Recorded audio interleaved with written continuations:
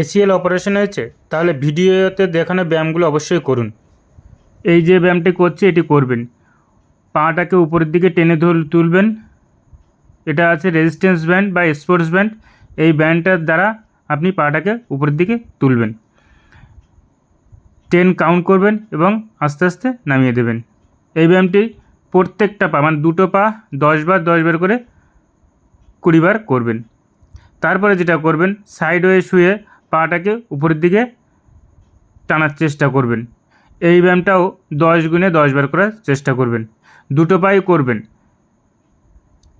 তো কি করবেন, 1 2 3 4 5 6 7 8 9 10 এরকম করে 10 বার করবেন। যে পায়ে এসিএল অপারেশন হয়েছে সেটাও করবেন, যেটা হয়নি সেটাও করবেন, দুটো পা সমানভাবেই করবেন। দুটো পায়ে সমানভাবে না করলে পরবর্তীতে কিন্তু অন্য পায়ে আবার ব্যথা বেড়ে যেতে পারে, কারণ মাসেলগুলো ঢিলে থাকে, এই কারণে ব্যথা কিন্তু হতে পারে। তো সমানভাবে দুটো পাই করবেন। নেক্সট যে এক্সারসাইজটি করবেন, উপর হয়ে শুয়ে পড়বেন, শুয়ে হাঁটুটাকে সোজা রেখে পিছন দিকে পাটা তোলার চেষ্টা করবেন। এতে এক্সটেনশানটা খুব ভালো হবে। এই ব্যায়ামটি করলে হাঁটুর এবং থাইর মাসেলের জোরটা খুবই বাড়বে, এতে ব্যাক সাপোর্টও পাবেন, যে বাটাক মাসেল রয়েছে সেটাও আপনার মজবুত হবে। তো এটাও সেমভাবে 10 কাউন্ট করবেন, 10 কাউন্ট করবেন, 10 কাউন্ট করে এটাকে আস্তে আস্তে ছেড়ে দেবেন। দুটো পাই কিন্তু বারবার বলছি, দুটো পাই কিন্তু করবেন।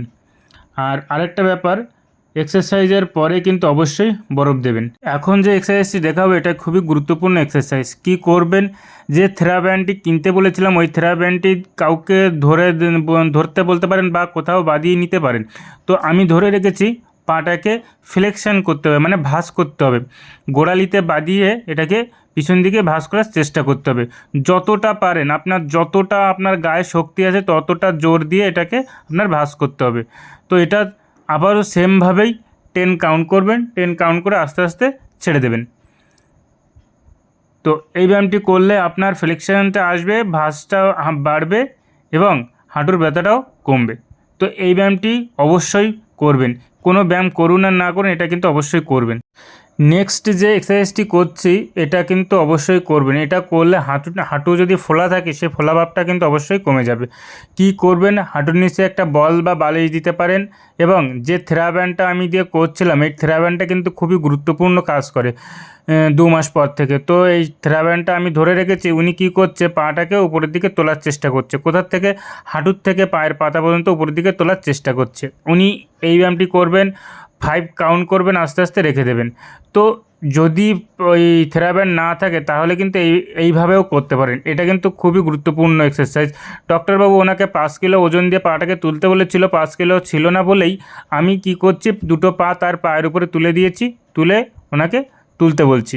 তো উনি সোজা হয়ে বসে এই পাটাকে তুলছে, এতে হাঁটুর এক্সটেনশন এবং হাঁটুর মাসেলগুলো কিন্তু রিকভারি করছে।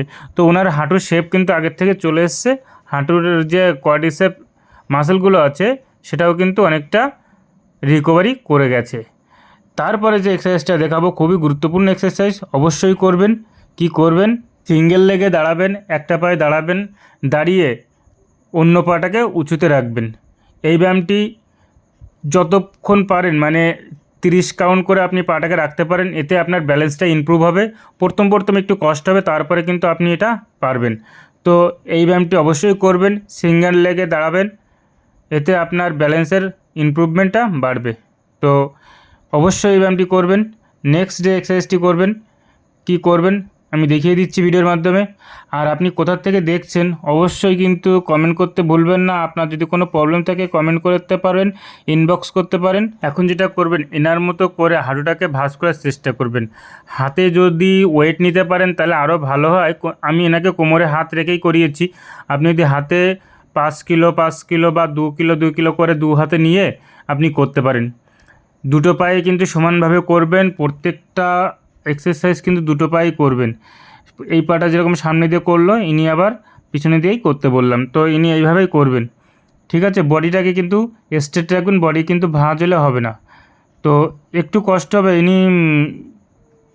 এই ব্যায়ামটা কিন্তু খুবই কষ্টদায়ক এবং গুরুত্বপূর্ণ এক্সারসাইজ। এই এক্সারসাইজটা হলো হাফ স্কোয়াট এক্সারসাইজ। আপনি চেয়ারে বসার মতো বসবেন, কিন্তু নিচে চেয়ার থাকবে না বা কিছু থাকবে না। তো এইভাবে বসে আপনি 10 কাউন্ট করবেন, তারপরে আবার আস্তে আস্তে সোজা হয়ে যাবেন। দুটো পা কিন্তু শোল্ডার বরাবর থাকবে, থাকার পর এভাবে বসলেন, কোমরটা কিন্তু পিছন দিকে সোজা থাকবে, মানে বডিটা কিন্তু সোজা থাকবে, তারপরে আবার উঠবেন। তো এই ব্যায়ামটি অন্তত 10 বার করবেন। 10 বার করার পর 10 গুণে 10 বার, প্রত্যেকটা ব্যায়াম অন্তত 10 বার করে করবেন।